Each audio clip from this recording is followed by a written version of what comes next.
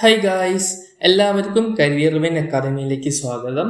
DLEDുമായി സംബന്ധിച്ച വീഡിയോസിനായി ഈ ചാനൽ എല്ലാവരും സബ്സ്ക്രൈബ് ചെയ്യുക. നമ്മളിന്ന് നോക്കാൻ പോകുന്നത് 3ാം സെമസ്റ്റർ മലയാളത്തിലെ ആദ്യത്തെ ചാപ്റ്ററിലുള്ള സന്ധി എന്ന ഭാഗമാണ്.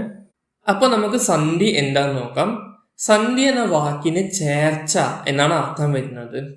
അതായത് നമ്മൾ അക്ഷരങ്ങളോ അല്ലെങ്കിൽ വർണ്ണങ്ങളോ തമ്മിൽ കൂട്ടി എഴുതുന്ന സമയത്ത് അവയ്ക്ക് എന്തുണ്ടാവും, പലതരത്തിലുള്ള മാറ്റങ്ങൾ സംഭവിക്കും.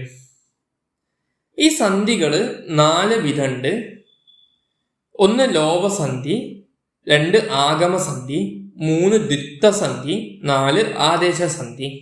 ലോപസന്ധി, ലോപിക്കുക എന്ന് പറഞ്ഞാൽ ഇല്ലാതാവുക എന്നാണ് അർത്ഥം വരുന്നത്. അതായത് 2 വർണ്ണങ്ങൾ തമ്മിൽ ചേരുന്ന സമയത്ത് ഒരു വർണ്ണം അവിടുന്ന് പൂർണ്ണമായിട്ടും ഇല്ലാതെയാവും. ഇങ്ങനെ ഇല്ലാതാവുന്ന സന്ധിയാണ് ലോപസന്ധി. അതായത് 2 വർണ്ണങ്ങൾ തമ്മിൽ കൂടിച്ചേരുന്ന സമയത്ത് ഒരു വർണ്ണം അവിടെ ലോപിച്ചു പോവും. കുറച്ച് എക്സാമ്പിൾസ് നോക്കാം. 1 കാറ്റ് പ്ലസ് ഇല്ല, കാറ്റില്ല.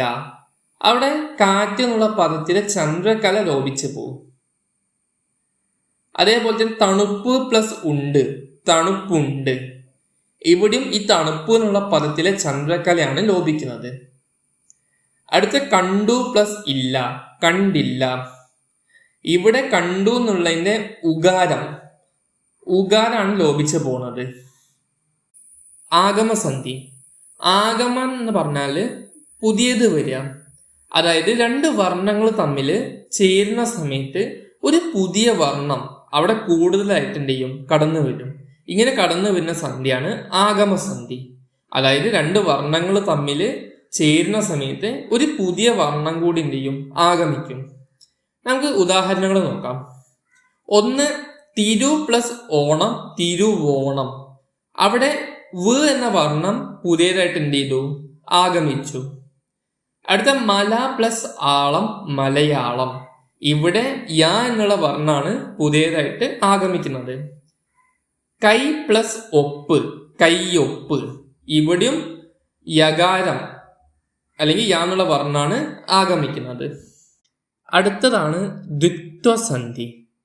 ദ്വിത്വം എന്ന് പറഞ്ഞാൽ ഇരട്ടിക്കാം. അതായത് 2 വർണ്ണങ്ങൾ തമ്മിൽ ചേരുന്ന സമയത്ത് ഒരു വർണ്ണം എന്ത് ചെയ്യും, അവിടെ ഇരട്ടിക്കും. അങ്ങനെ ഇരട്ടിക്കുന്നതാണ് ദ്വിത്വസന്ധി. അപ്പൊ നമുക്ക് കുറച്ച് ഉദാഹരണങ്ങൾ നോക്കാം. 1 മഴ പ്ലസ് കാലം, മഴക്കാലം. ഇവിടെ കാ എന്നുള്ള വർണ്ണം എന്ത് ചെയ്തു, ഇരട്ടിച്ചു. അടുത്ത കിളി പ്ലസ് കൂട്, കിളിക്കൂട്. ഇവിടെയും കാ എന്നുള്ള വർണ്ണാണ് ഇരട്ടിക്കുന്നത്. അടുത്തത് പൂ പ്ലസ് തടം, പൂത്തടം. ഇവിടെ താ എന്നുള്ള വർണ്ണം ഇരട്ടിച്ചു.